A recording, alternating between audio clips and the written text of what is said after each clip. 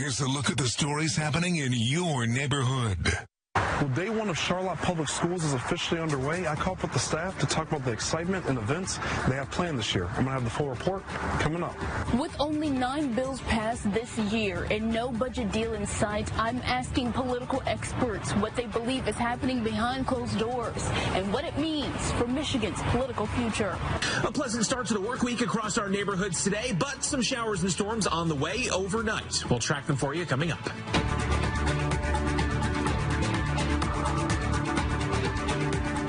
Good evening, Mid-Michigan. Welcome to Fox 47 News in your neighborhood. I'm Asia Lawrence. This evening, we're taking you on a tour of the top stories across our neighborhoods, including back-to-school season, as Travis Hicks covers Charlotte students' first day of class, kicking it off for our Mid-Michigan neighborhood.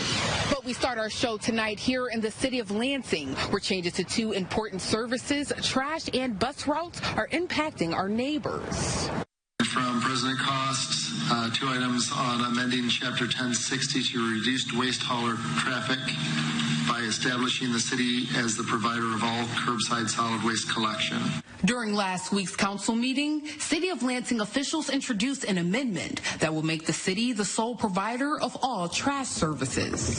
I don't think the point of this is to ban anyone or to, wag a finger. It's how can we make this more efficient, more fair, cost less for folks, but clean up our city. Currently, the choice between the city's trash services and outside trash services like Granger is up to neighbors. But if this amendment passes, all trash services will be under the city of Lansing. And Council President Cost tells me that the city would likely hire the highest bidding contractor to assist in these services. The possibility of this proposal passing raises concerns for Keith Granger, who says he was taken aback by the news. Quite frankly, take it a bit personally. Our family has been part of the Lansing community since the 1930s, and we invest a lot back into the community in a lot of different forms, and we have built a pretty strong and loyal customer base here in the city of Lansing that we certainly don't want to lose. Council President Cost says this decision was solely based on making the streets of Lansing cleaner and less crowded while ultimately lowering prices for neighbors. You're also reducing the carbon emissions from 4 big trucks. You're reducing that carbon emission. You're reducing the road damage that those trucks cause, especially when it's thawing out.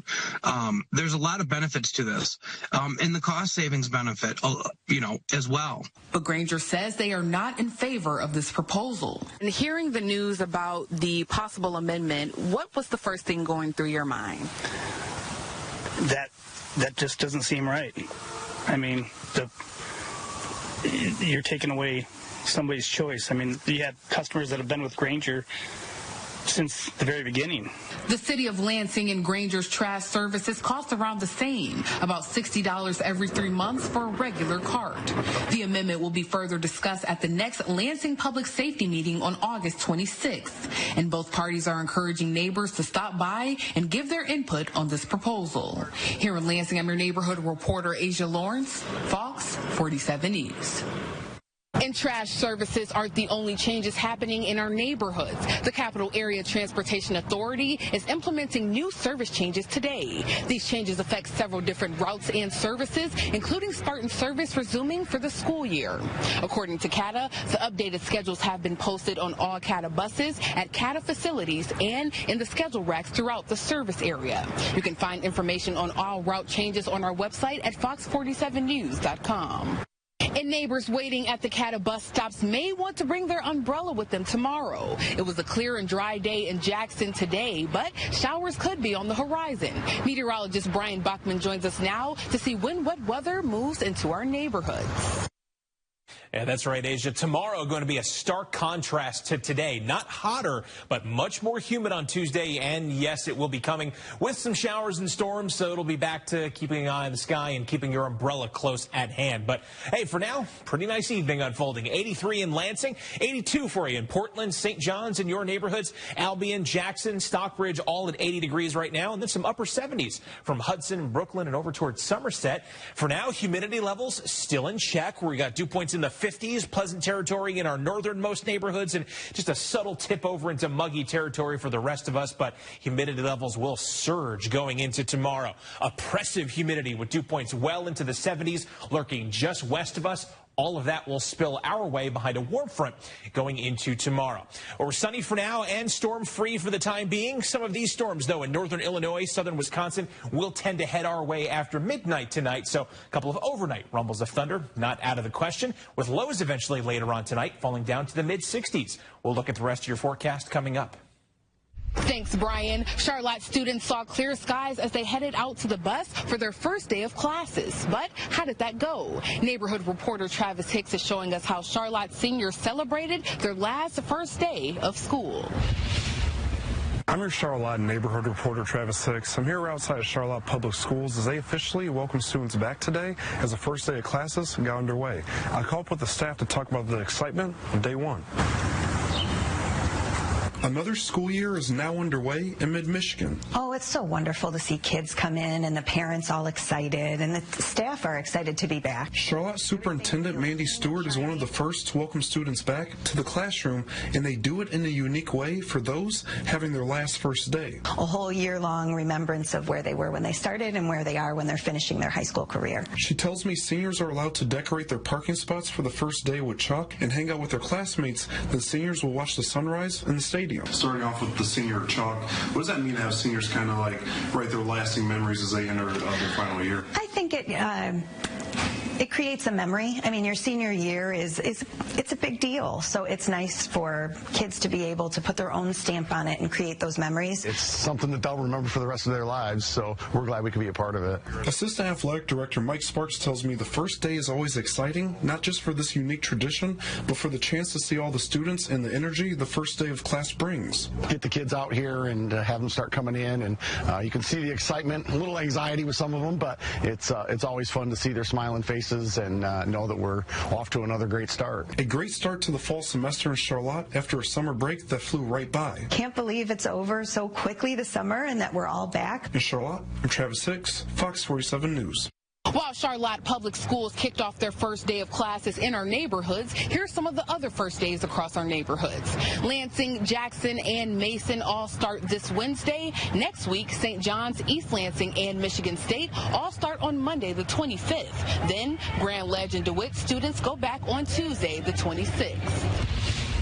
Waverly students get one more day of summer vacation. Waverly Community Schools announced they are delaying the start of school by one day. They are now starting on Thursday. In a social media post, Interim Superintendent Richard Dunham says summer construction projects are running right up to their deadlines. Dunham says they need the extra day for final preparations inside school buildings. I'm your MSU neighborhood reporter, Colin Jankowski. A new semester begins at MSU in just 1 week, but as the university prepares to welcome students back to campus, a former student is suing the university. Monday, former Michigan State student Ling Long Wei announced a $100 million lawsuit against the university. In a letter sent by Wei's attorney to MSU in March of this year, her attorney says that the chemicals Wei interacted with during her time as a research assistant at the university caused her to develop thyroid cancer, which she says she was diagnosed with in 2024. Her attorney also says in the letter that Wei was not given personal protective equipment, furthering her exposure to the chemicals. The letter goes on to say Wei is suing the school over alleged work loss and economic damages, pain and suffering, psychological injuries, and physical injuries, like a permanent scar from surgery needed as part of her cancer treatment. For me, this fight is not only about what I have already gone through, but also about the constant fear of what could come next.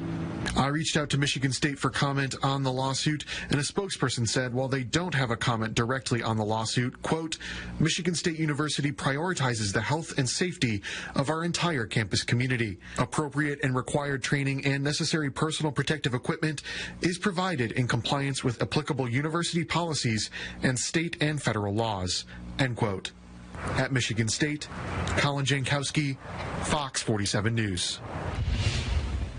So far this year, only 9 bills have been sent to the governor's office, a difference of 20, 50, even 100 bills from years past.